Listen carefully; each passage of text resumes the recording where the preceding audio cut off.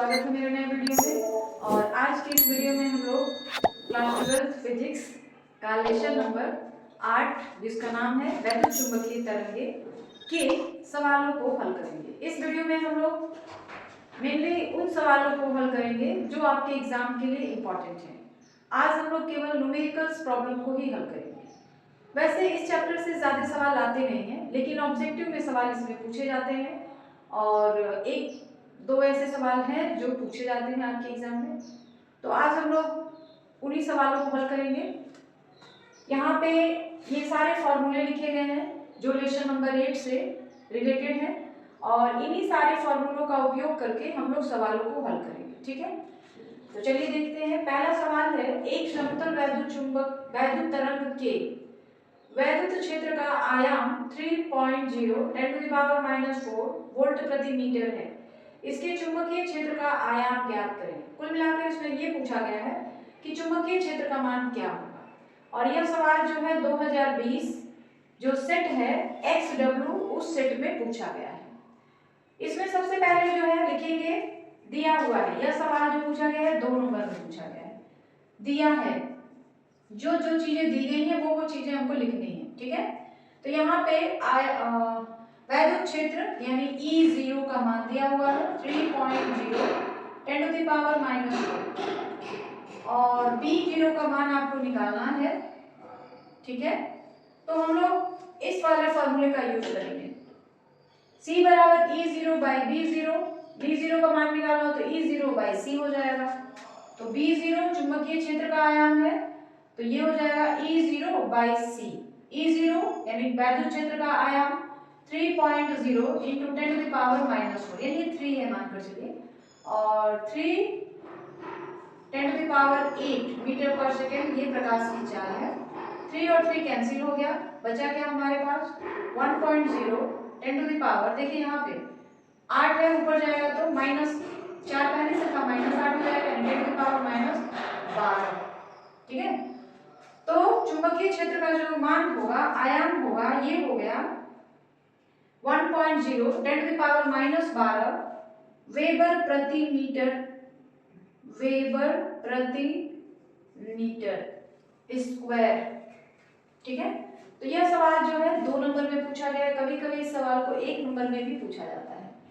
तो ये सवाल समझ आ गया आपको, आगे बढ़ा जाए तो दूसरे सवाल को हल करेंगे। यह जो सवाल है बहुत ज्यादा इंपॉर्टेंट है। 2023 में भी इस तरह का सवाल है, 2022 में भी इस तरह का सवाल पूछा गया है, यानी पैटर्न यही रहेगा। आपके जो आपका 2025 का पेपर होने वाला है, 2024 का पेपर होने वाला है, उसमें भी ये सवाल पूछे जा सकते हैं। ठीक है, तो चलिए स्टार्ट करते हैं। एक समतल वैद्युत चुंबकीय तरंग में दोलनी चुंबकीय क्षेत्र दिया गया है। क्या दिया गया है? By = 8 × 10⁻⁻6 sin 2 × 10⁻11t + 300πxt।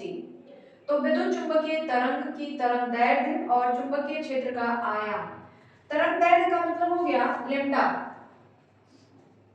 चुंबकीय क्षेत्र का आयाम का मतलब हो गया B0। इन दोनों की वैल्यू आपको निकालनी है। ठीक है, ये जो समीकरण दिया गया है ये किस तरह का समीकरण दिया गया है? By सॉल्यूशन है यहां से 8 10⁻⁻6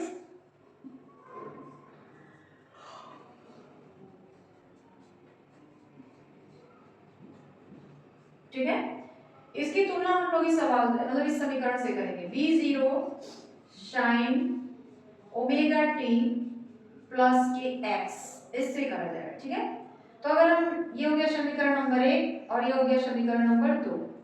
समीकरण नंबर 1 और 2 की तुलना करने पर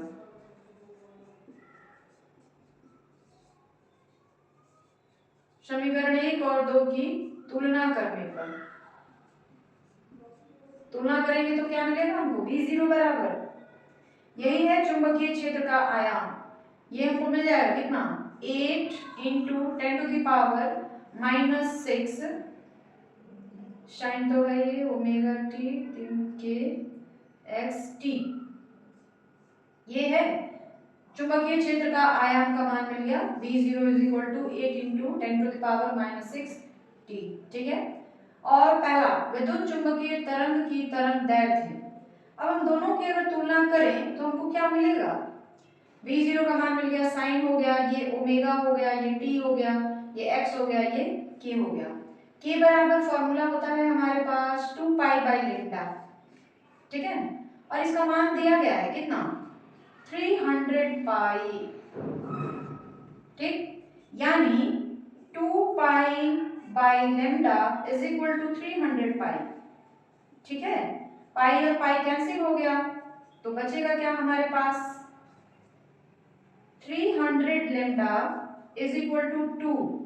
तो लैम्डा इज इक्वल टू क्या हो जाएगा? लैम्डा इज इक्वल टू हो जाएगा 1 नहीं 2 बाई 300 मतलब 1 बाई 150 मीटर। यानी तरंग दैर्ध्य जो है इसका मान कितना हो जाएगा? 1 बाई 150 मीटर।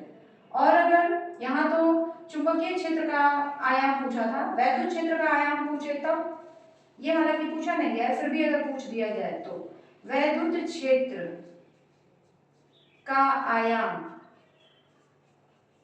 वैद्युत क्षेत्र का आयाम क्या हो जाएगा? देखिए इस वाले फॉर्मूले से E0 बराबर V0 इंटू सी। V0 इंटू सी, V0 की वैल्यू हमने निकाली है अभी 8 इंटू 10⁻⁻6 और C 3 इंटू 10⁻8 मीटर पर सेकेंड। दोनों को इंटू कर दीजिए, 3 × 24 और 10⁻2। ठीक है। चुंबकीय क्षेत्र का आयाम है, वैद्युत क्षेत्र का आयाम है तो वोल्ट प्रति मीटर। आगे बात समझ लें तो इस तरह के सवाल लगभग हर साल पूछे गए हैं और यह सवाल जो है काफी इंपॉर्टेंट होने वाला है आपका जो आप 2025 में पेपर देने वाले हैं उसके लिए। तो मैं ये तो नहीं कहूंगी कि यही सवाल आ जाएगा, लेकिन हाँ पैटर्न यही रहेगा, इस तरह के सवाल आते हैं। लगातार 2 साल पूछा गया है मतलब ये सवाल ज्यादा इंपॉर्टेंट है आपके लिए। अच्छे से समझ आ गया है कि इस तरह के सवाल रहेंगे तो आप कैसे हल करेंगे। ठीक है, आगे बढ़ा जाए। अब हम लोग एक और अलग तरह का सवाल करेंगे और यह सवाल जो है 3 नंबर का सवाल है और यह सवाल पूछा गया है 2024 FU सेट में। ठीक है। और इस तरह के सवाल भी इंपॉर्टेंट है। देखिए इस चैप्टर से लगभग गिने चुने फॉर्मूले हैं जिस पर सवाल आते हैं, तो इस चैप्टर के जो भी सवाल होंगे उसको आप आसानी से हल कर सकते हैं क्योंकि ज्यादा फॉर्मूले नहीं है इसमें, बस इतने ही फॉर्मूले हैं और ज्यादा सवाल जो है इसी वाले फॉर्मूले से बन रहे हैं। ठीक है, तो इसको आप जरूर करके जाइएगा। इसको हम लोग कैसे करेंगे? सबसे पहले दिया हुआ है क्या क्या चीजें दी गई है वो लिख लेते हैं। वैद्युत क्षेत्र का आयाम, वैद्युत क्षेत्र का आयाम का मतलब हो गया E0 120 न्यूटन प्रति कूलम। ठीक है। और आवृत्ति, आवृत्ति को हम लोग F से दिखाते हैं तो F लिख सकते हो। 50 मेगा हर्ट्ज है, हर्ट्ज में चेंज कर दीजिए 10⁻6 हर्ट्ज। ठीक है। वैद्युत क्षेत्र का समीकरण आपको निकालना है तो वैद्युत क्षेत्र का जो समीकरण होता है वो होता है E बराबर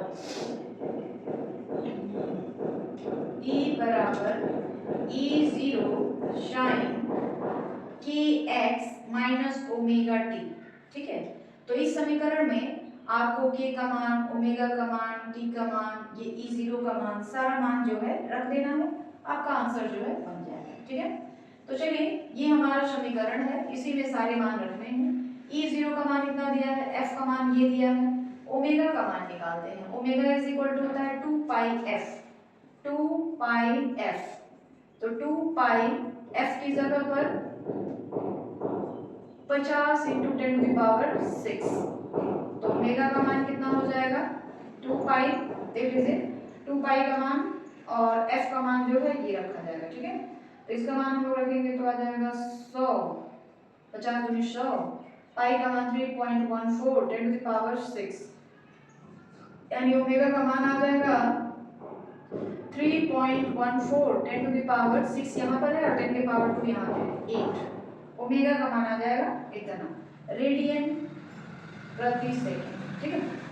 अब इसमें रख दिया जाए क्या क्या पूछा गया है। तरंग के संचरण की दिशा z अक्ष होगी। वैद्युत चुंबकीय क्षेत्र, वैद्युत चुंबकीय तरंग के विद्युत क्षेत्र का आयाम, आवृत्ति इतना है तो वैद्युत क्षेत्र का समीकरण, तो वैद्युत क्षेत्र का समीकरण यही होगा। ठीक है। अब हम लोग यहाँ पे रख लेते हैं, कितना आ जाएगा एक और चीज चाहिए यहाँ पे के का मान। के बराबर हमारे पास फॉर्मूला था 2 पाई बाई लेम्डा, के का मान होता है, ठीक है। के का मान क्या होता है 2 पाई बाई लेम्डा। तो लेम्डा का मान हमको निकालना पड़ेगा क्योंकि लेम्डा का मान हमको पता नहीं है। तो लेम्डा इज इक्वल टू होता है c बाई एफ। लेम्डा का मान निकाल लेंगे, यहाँ पे रख देंगे। तो लेम्डा का मान आ गया c बाई एफ। c की वैल्यू 3 इंटू 10 की पावर 8 मीटर पर सेकेंड और f की वैल्यू अभी मैंने निकाली थी 50 इंटू 10 के पावर 6, ठीक है। तो लेम्डा का मान कितना आ जाएगा, इसमें एक ऐड कर लेंगे 7 हो जाएगा। 3 बाई 5 10 टू द पावर 8 है और ये जब यहाँ पे 5 कर लिया तो 10 इसमें एक ऐड हो गया यानी 10 के पावर 6 हो गया, ऊपर 7 हो गया, ऊपर जाएगा तो घट जाएगा यानी 10 के पावर 1 ही रह जाएगा। तो 10 के पावर 1 का मतलब काट दीजिए, 5 दूनी 10 यानी लेम्डा की वैल्यू आ गई 6, ठीक है। तो के का मान कितना आ जाएगा, के का मान आ जाएगा 2 पाई बाई 6। ये लाइन समझ आई आपको, देख लीजिए फिर से। सबसे पहले E0 का मान दिया हुआ है, F का मान दिया हुआ है जिसको हमने हर्ट्ज में चेंज कर लिया है। ओमेगा 2 पाई F होता है तो 2 पाई F की जगह पे हमने रख दिया, ओमेगा का मान हमको मिल गया। अब हमको के का मान निकालना है, यहाँ पे के दिया हुआ है तो के का मान होता है 2 पाई बाई लेम्डा। लेम्डा का मान नहीं पता है तो लेम्डा का मान हम लोग इससे निकालें, lambda is equal to c by f. c का मान पता है, f का भी मान पता है, काट दिया।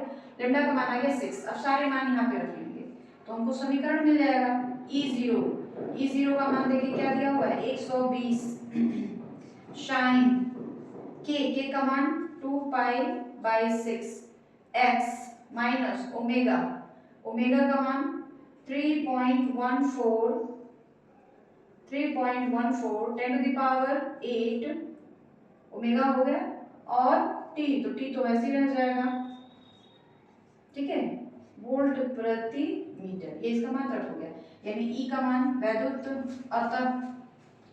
अतः विद्युत क्षेत्र का समीकरण क्या हो जाएगा, E बराबर 120 sine 2 pi by 6x minus 3.14 10 to the power 8 t volt प्रति मीटर। ये हमारा आंसर हो गया, ठीक है। इस तरह के सवाल एग्जाम में जरूर आएंगे और इस तरह के सवालों को आप जरूर प्रैक्टिस करते जाइएगा। तो ये सवाल कंप्लीट हो गया, समझ आ गया है, कोई प्रॉब्लम है, कोई दिक्कत, कोई परेशानी नहीं, आगे बढ़ा जाए, ठीक है।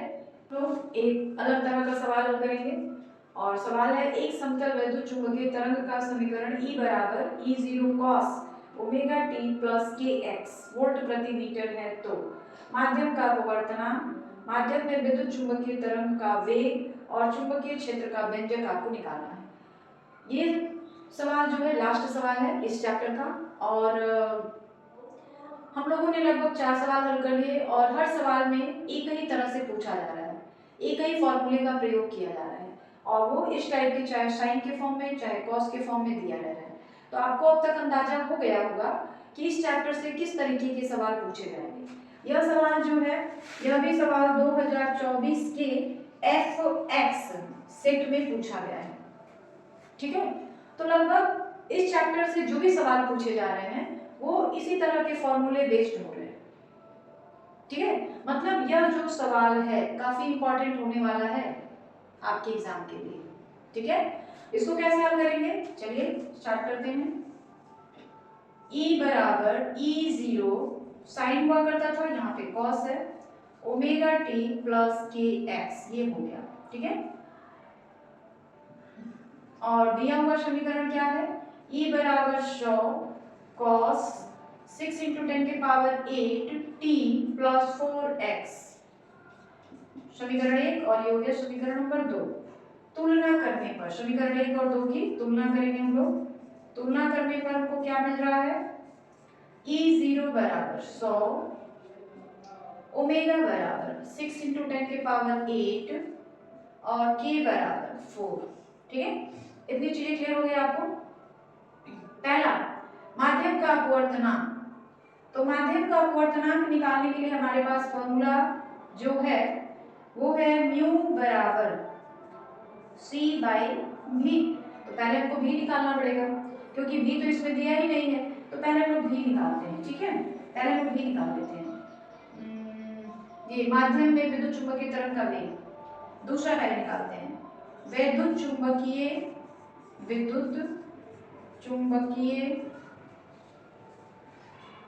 तरंग का वेग होता है ओमेगा बाई के। ठीक है, तो ओमेगा का मान हमको पता है कितना है, 6 इंटू 10⁸ बाई के का मान कितना आ जाएगा 4। तो कितना आ जाएगा, ये काट देंगे इसको तो आ जाएगा 4×4.425 10⁻8। ठीक है, मीटर पर सेकेंड। ठीक है, अब हम लोग पहले वाले को निकालेंगे। म्यू इज इक्वल टू माध्यम का अपवर्तनांक, माध्यम का अपवर्तनांक म्यू इज इक्वल टू हो जाएगा सी बाई भी। सी का मान होता है 3 × 10⁸ मीटर पर सेकेंड और भी का मान हमने निकाला हुआ है 1.5 10⁸। ठीक है, देख लीजिए। और जब इसको हम लोग काटेंगे तो 10⁸ कैंसिल और ये 1.5 है, तो अगर आप चाहें तो पॉइंट हटा देंगे तो यहाँ 30 हो जाएगा, 15 दूनी 30, यानी अपवर्तनांक का मान आ गया 2। उसके बाद तीसरी बात क्या निकालनी है आपको, चुंबकीय क्षेत्र का व्यंजक। तो पहले हमको B0 का मान निकालना पड़ेगा। ठीक है, क्योंकि चुंबकीय क्षेत्र का मान निकालने के लिए इस तरह का फॉर्मूला चाहिए, B is equal to B0 cos है तो कॉस ही रहेगा omega t plus k x. तो उसके लिए हमको B0 चाहिए, तो B0 का मान निकालना पड़ेगा। तो B0 इज इक्वल टू हो जाएगा E0 बाई सी। तो E0 का मान दिया है 100 और C का मान कितना दिया हुआ है, C का मान 3 × 10⁸ मीटर पर सेकेंड। तो हम लोग क्या करते हैं, इसको हम लोग ऊपर लेके चले जाएंगे तो कितना हो जाएगा, यहाँ बच जाएगा 10/3 और एक जीरो वहाँ पे जाएगा तो -8 हो जाएगा, ऐसे एक घट जाएगा। ऐसा करते हैं, ऐसे लिखिए 10⁻2/3 और 10⁻−8। ठीक है, तो एक 10 हम रख लेते हैं, 10/3 और 10⁻−7। इसको काटेंगे तो आ जाएगा 3.33 10⁻−7। ये B0 का मान आ गया। तो अब हम लोग फॉर्मूला रखेंगे चुंबकीय क्षेत्र का व्यंजक। चुंबकीय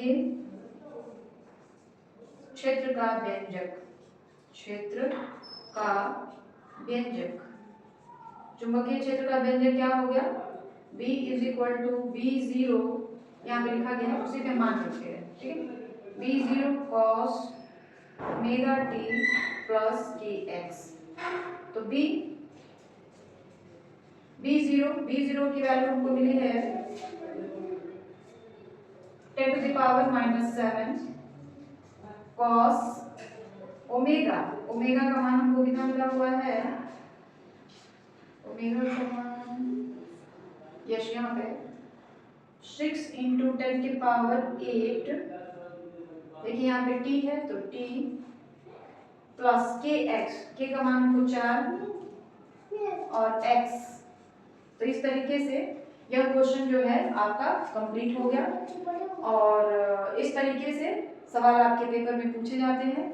और आज के वीडियो में बस इतना ही। कल हम लोग लेसन नंबर 9 के सवालों को हल करेंगे। और वीडियो के लास्ट में मैं यही कहना चाहूँगी कि जितना ज़्यादा हो सके मेरे वीडियो को लाइक, सब्सक्राइब और शेयर करें।